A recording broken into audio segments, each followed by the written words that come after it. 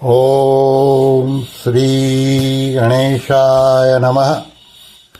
ओम श्री परमात्मने नमः। आप सभी गीता प्रेमी साधकों का ये चैनल में हार्दिक स्वागत है।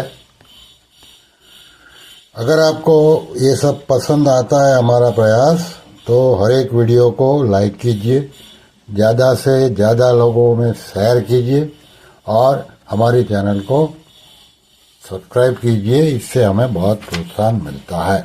तो हमारी गीता ज्ञान गंगा की यात्रा में हम पहुंचे हैं अध्याय 14 के श्लोक क्रमांक 17। पूर्व श्लोक में भगवान ने गुणों की तात्कालिक वृत्तियों के बढ़ने पर जो गतियां होती है उनके मूल में सात्विक, राजस और तामस कर्म बताए। अब सात्विक, राजस और तामक कर्मों के मूल में गुणों को बताने के लिए भगवान ये श्लोक कहते हैं। श्लोक क्रमांक 17। सत्वात् संजायते ज्ञानम रजसो लोभ एव च प्रमादमोहो तमसो भवतो ज्ञानमेव च। अर्थात भगवान बोले, सत्वगुण को ज्ञान और रजोगुण से सत्वगुण से ज्ञान और रजोगुण से लोभ आदि ही उत्पन्न होते हैं। तमोगुण से प्रमाद, मोह एवं अज्ञान भी उत्पन्न होते हैं। अभी इसका विवेचन साधक संजीवनी के आधार पे। रजसो लोभ एवच, रजोगुण से लोभ आदि पैदा होते हैं। लोभ को लेकर मनुष्य जो कर्म करता है, इन कर्मों का फल दुख होता है। जितना मिलता है इसकी वृद्धि चाहने का नाम लोभ है। लोभ के दो रूप है, उचित खर्च न करना और अनुचित गति से संग्रह करना। उचित कामों में धन खर्च न करने से, उससे जी चुराने से मनुष्य के मन में अशांति, हलचल रहती है और अनुचित रीति से अर्थात झूठ, कपट आदि से धन का संग्रह करने से पाप बनते हैं, जिससे नरकों में तथा 84 लाख योनियों में दुख भोगना पड़ता है। इस दृष्टि से राजस कर्मों का फल दुख होता है।